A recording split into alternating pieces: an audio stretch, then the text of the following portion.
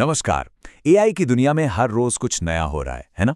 लेकिन आज हम ये समझेंगे कि कैसे भारत इस ग्लोबल चैलेंज को एक बहुत बड़ी अपॉर्चुनिटी में बदल रहा है।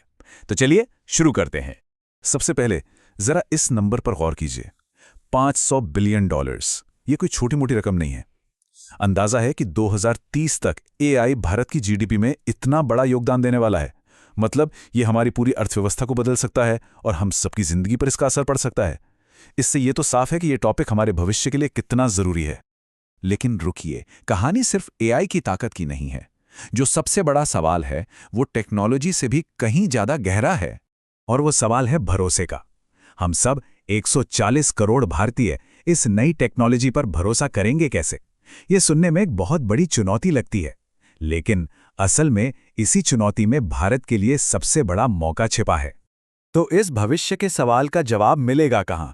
आपको शायद हैरानी हो, पर इसका जवाब हमारे भविष्य में नहीं, बल्कि हमारे अपने हाल के अतीत में ही छिपा हुआ है।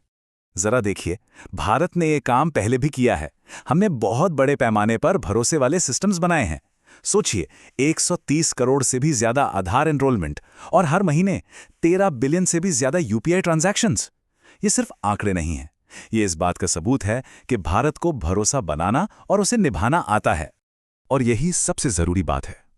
ये सिर्फ टेक्नोलॉजी की जीत नहीं थी, ये भरोसे की जीत थी। करोड़ों लोगों का विश्वास जीतना और उसे बनाए रखना, यही तो भारत की असली ताकत है, जो एआई के इस नए दौर में हमारे सबसे ज्यादा काम आएगी। तो जब हम ये शब्द सुनते हैं, ट्रस्टेड एआई या एआई गवर्नेंस, तो इसका असल में मतलब क्या होता है? चलिए इससे बिल्कुल आसान भाषा में समझते हैं। इसे समझने का सबसे अच्छा तरीका है एक गाड़ी का उदाहरण। सोचिए, एआई गवर्नेंस एक स्टीयरिंग व्हील है, ब्रेक नहीं।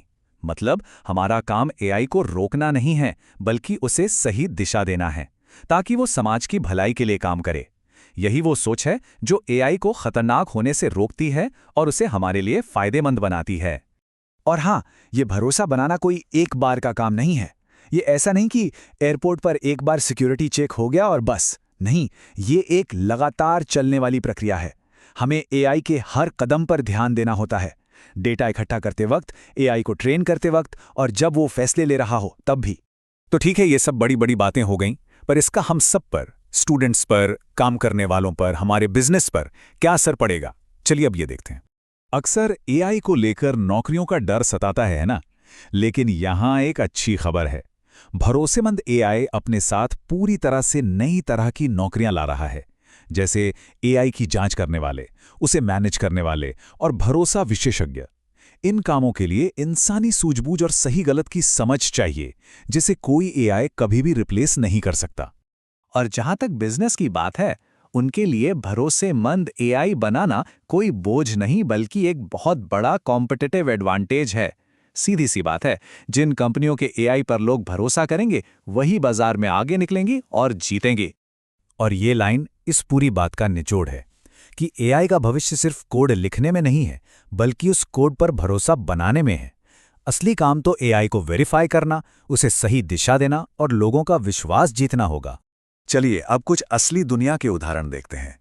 मास्टरकार्ड को ही ले लीजिए।